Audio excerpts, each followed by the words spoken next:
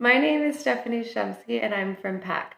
Batteries contain a number of heavy metals, things like mercury, cadmium, and lead, and even though they're present in very, very small quantities, the negative environmental and health effects of those toxic chemicals have been demonstrated.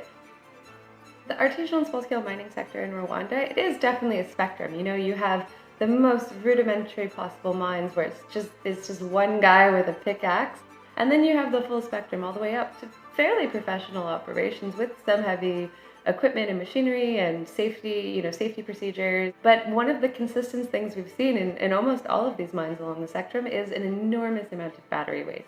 We'd all been to mine sites, we'd all seen the piles of discarded batteries, and we'd seen the difficulty the miners have working with these kind of not fit for purpose torches, but we had no idea that it was one set of batteries per miner per day, and that when you extrapolate that out across, the average number of miners, the average number of days they work, and the number of mines in Rwanda, that's something like 7 million batteries a year.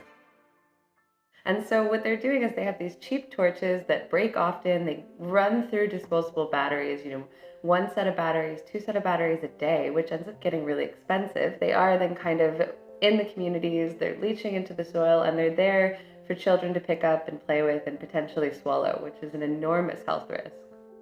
In Rwanda, unlike many other countries, it's the mine owners that are responsible for providing the batteries. So there's a very clear economic incentive for the mine owners to invest in this rechargeable solution, which may be a larger initial capital investment, but ultimately will be much less expensive over time. So good for the mine owners, good for the miners, good for the planet.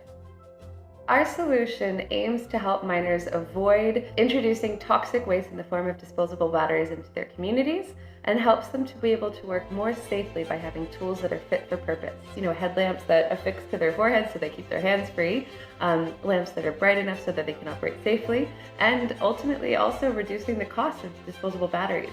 And this also kind of gives renewable energy an entry point in a lot of rural remote communities. And so once you have the solar panel arrays at the mine to provide renewable energy for these rechargeable torches, then provides a foothold for these products to enter to the community and provide electricity access to communities that might not have had it before, a less expensive electricity access, and that has been shown to have all kinds of really positive knock-on effects in terms of reducing gender-based violence, reducing crime, increasing educational attainment as kids have more time to study and can do their homework at night. So we expect to see all of these impacts and more.